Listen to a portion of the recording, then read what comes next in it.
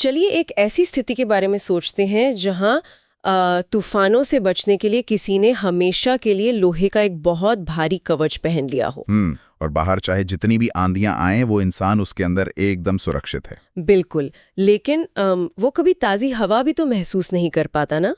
आज की इस गहन चर्चा में हमारे पास द फिटैलिटी ऑफ टेंडरनेस के कुछ अंश है। हाँ, और हम इसी इंसानी फितरत को डिकोड कर रहे हैं कि कैसे कभी-कभी स्पष्ट क्रूरता से ज्यादा किसी की कोमलता इंसान को भीतर तक तोड़ सकती है।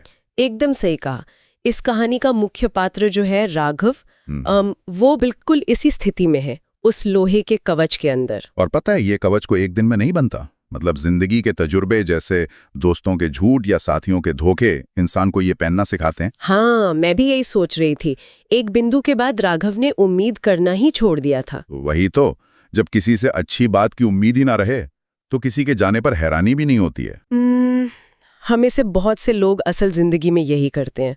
मतलब एक बुरे ब्रेकअप या ऑफिस में धोखे के बाद हम खुद को भावनात्मक रूप से शून्य कर लेते हैं। बिल्कुल, और समाज अक्सर इस शून्यपन को मजबूती या मैच्योरिटी मान लेता है। पर मुझे तो लगता है कि दर्द सहने की ये आदत कोई ताकत नहीं है।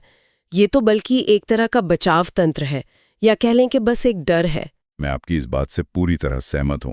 यही तो सबसे बड़ा भ्रम है।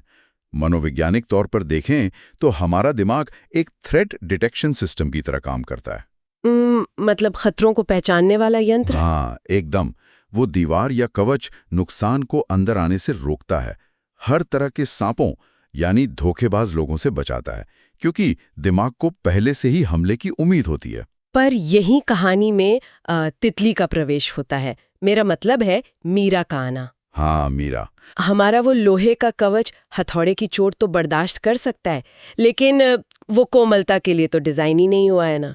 बिल्कुल नहीं हुआ है, क्योंकि कोमलता दिमाग का कोई अलार्म ट्रिगर नहीं करती।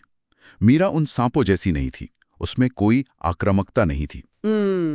वो बहुत शांत थी। हाँ, और जब दुनिया आपको कठोर बना देती है तो आप हर किसी को एक खतरे के रूप में देखते हैं। लेकिन जब कोई बिना किसी जोर जबरदस्ती के आता है तो दिमाग कंफ्यूज हो जाता है। ये तो ऐसा है जैसे कोई किले पर युद्ध करके नहीं, बल्कि एक दोस्त बनकर अंदर दाखिल हो रहा हो, एक तरह का ट्रोजन हॉर्स। बिल्कुल सही उपमा दी। मतलब आप उस व्यक्ति से कैसे ही लड़ सकते हैं जो लड़ना ही नहीं चाहता। और नतीजा ये होता है कि इंसान स्वेच्छा से अपने सारे डर और अपने घाव उस व्यक्ति को सौंप देता है। और यहीं पर सबसे बड़ा खतरा है। जब कोई अपनी मर्जी से किसी को उस कवच के अंदर आने देता है तो वो सबसे ज्यादा असुरक्षित होता है। और कहानी में जब मीरा बिना किसी धोखे या क्रोध के सिर्फ इतना कहकर चली जाती है कि मैं अब वैसा महसूस नहीं करती, तो ये सच किसी भी क्रूरता से ज्यादा बड़ा घाव देता है। क्योंकि बिना झगड़े या नफरत के किसी का अचानक चले जाना इंसान को ये समझने ही नहीं देता कि वो खुद को कैसे संभाले। मतलब जो लोग हमारे साथ बुरा करते हैं वो तो सिर्फ हमारे इस डर को सही साबित कर रहे होते हैं कि दुनिया बुरी है।